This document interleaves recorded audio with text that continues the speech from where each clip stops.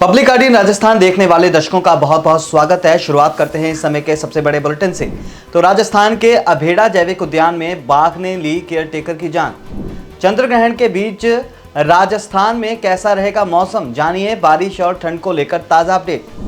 हनुमानगढ़ में 10 नए polling booth को मंजूरी, अब जिले में 1296 पोलिंग बूथों पर होगा मतदान।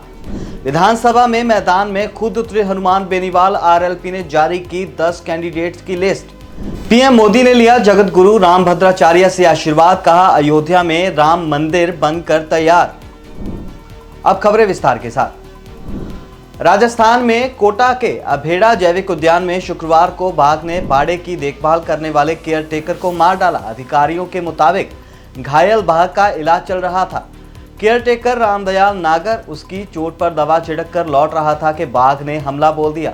अनुमान लगाया जा रहा है कि बाघ पर दवा छिड़कने के बाद बाड़े का गेट खुला रह गया था या फिर ढीला था, जिसकी वजह से लौट रहे रामदयाल पर बाघ ने हमला कर दिया। लोगों के शोर मचाने पर वह वापस पिंजरे में चला गया। और क्या कुछ जानकारी दी इस मामले के बारे में अधिकारियों ने, आइए देखते हैं। क्या घटनाक्रम हुआ? आज शाम को लगभग 5 बजे के आसपास अबेड़ा बायोलॉजिकल पार्क है, जैसे हमारा एक जो टाइगर है उसके कुछ इलाज चल रहा है, तो उसको वो स्प्रे कर रहे थे घाव के ऊपर।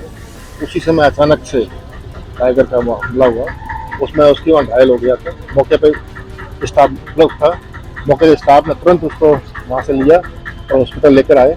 और हमें इन्फॉर्म मिली तो हम तुरंत ही हम भी हॉस्पिटल आ गए। तो इसमें हमारा प्राथमिकता रहती है कि घायल को तुरंत उसको इलाज मिल जाए और सारी चीज़ें उसको बचाएं।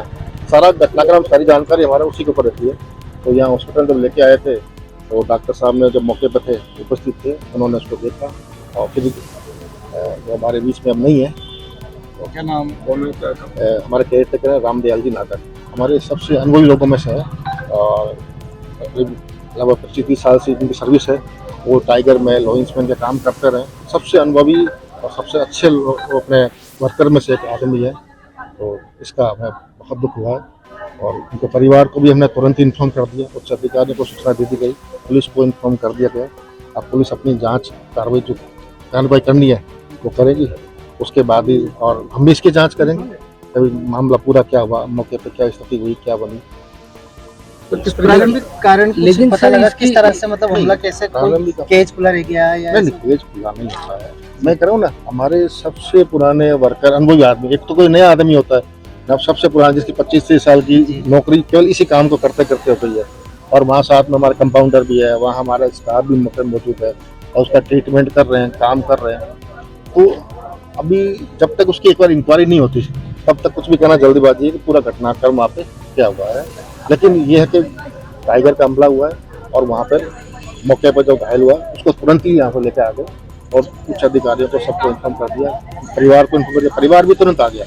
आधे घंटे में परिवार भी यहाँ आ गया। राजस्थान में मौसम का मिजाज तेजी से बदल रहा है। वेस्टर्न डिस्टर्बेंस के चलते कुछ इलाकों में बारिश के आसार बने हुए हैं। इसी बीच 28-29 अक्टूबर को आंशिक चंद्र ग्रहण है। ऐसे में राज्य के मौसम को लेकर बड़ा अपडेट सामने आया है। जयपुर मौसम केंद्र के मुताबिक राज्य के अधिकांश भागों में अगले एक हफ्ते तक मौसम मुख्यतः शुष्क रहने की संभावना है। हालांकि 28 अक्टूबर को एक कमजोर पश्चिमी विलोप के प्रभाव से कुछ इलाकों में बारिश हो सकती है। खास तौर से बीकानेर संभाग और सीमावर्ती क्षेत्रों में आंशिक बादल छाने और हल्की बूंदाबांदी की संभावना है। जयपुर मौसम केंद्र के मुताबिक राजस्थान में अगले कुछ दिनों तक तापमान में खास अंतर के आसार नहीं है। हालांकि बारिश के चलते कुछ इलाकों में ठंड बढ़ सकती है। मौसम के लेटेस्ट अपडेट के मुताबिक राज्य के कुछ इलाकों में न्यूनतम पारा 15 डिग्री से नीचे पहुंच गया है। सूबे के सीकर, अलवर, बीकानेर समेत कई जिले ऐसे हैं जहां अधिकतम तापमान 12 डिग्री सेल्सियस तक पहुंच गया है।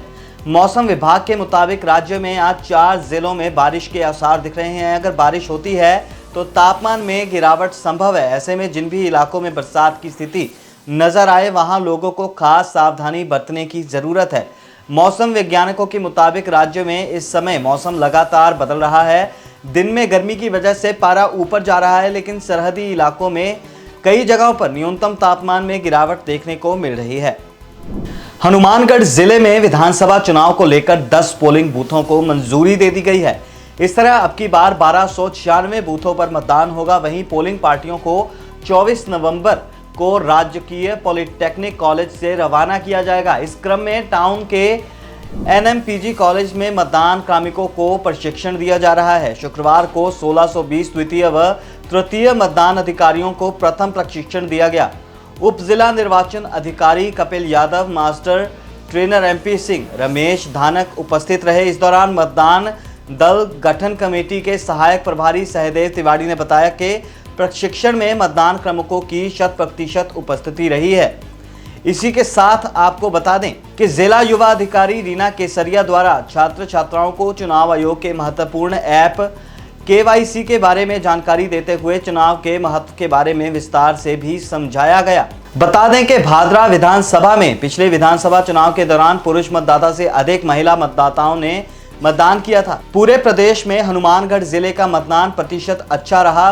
6 नवंबर को अंतिम इलेक्टोरल रोल जारी किया जाएगा। ऑब्जर्वर की लिस्ट प्राप्त हो गई है तथा 29 अक्टूबर को ऑब्जर्वर का आगमन शुरू हो जाएगा। राजस्थान विधानसभा चुनाव के लिए हनुमान बेनीवाल ने अपनी पार्टी RLP के 10 उम्मीदवारों की लिस्ट जारी कर दी है। इस बार नागौर सांसद हनुमान बेनीवाल खुद विधानसभा चुनाव के मैदान में उतरे हैं और खींवसर से चुनाव लड़ने की तैयारी में हैं। हनुमान बेनीवाल ने सोशल मीडिया प्लेटफॉर्म X पर पोस्ट कर लिस्ट जारी होने की जानकारी दी। उन्होंने लिखा कि राष्ट्रीय लोकतांत्रिक पार्टी की चुनाव समिति ने राजस्थान में होने वाले आगामी विधानसभा चुनाव 2023 के लिए निम्नलिखित उम्मीदवारों के नामों पर अपनी सहमति प्रदान की है। मैं सभी उम्मीदवारों को शुभकामनाएं प्रेषित करता हूं। राजस्थान की खींचकर भीपलगढ़ सीट से पुखराज गर्ग, मेड़ता से इंदिरा देवी बावरी, पनपसर से लच्छाराम बडारडा और कोलायल से रेवतराम पवार को टिकट दिया गया है। इसके अलावा सहाड़ा विधानसभा सीट से बद्रीलाल जाट, बायतू से उम्मेदराम बेनीवाल, सरदार शहर सीट से लालचंद मून,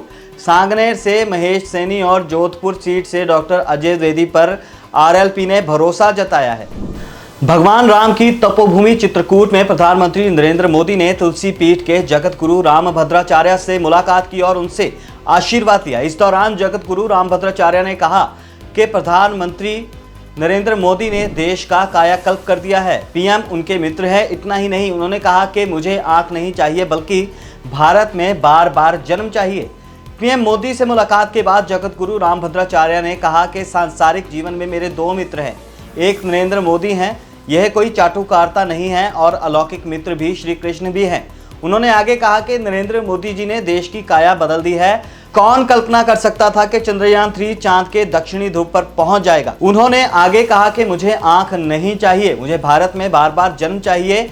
मैंने अब तक 230 पुस्तकें लिखी हैं, जिसमें से PM मोदी 3 का लोकार्पण करने जा रहे हैं। उन्होंने आगे कहा कि रामचरितमानस को ही राष्ट्र ग्रंथ होना चाहिए। वहीं जगत गुरु रामभद्राचार्य से आशीर्वाद लेने के बाद PM मोदी ने कहा कि नमो राघवाय, मैं चित्रकूट की पवन भूमि को प्रणाम करता हूं। आज मुझे संतों का आशीर्वाद मिला है। जगत गुरु रामभद्राचार्य जी का मुझसे काफी प्रेम रहता है। जगत गुरु जी के पुस्तकों के विमोचन का मौका मिला है। मैं इन पुस्तकों को जगत गुरु जी का आशीर्वाद मानता हूं। रामभद्राचार्य से मुलाकात पर उन्होंने उनसे आशीर्वाद लिया। इस दौरान जगत गुरु रामभद्राचार्य ने PM मोदी को गले भी लगाया। तो फिलहाल के लिए बुलेटिन में इतना ही। राजस्थान से जुड़े ताज़ा अपडेट के लिए बने रहें हमारे साथ और देखते रहें पब्लिक गार्डियन राजस्थान।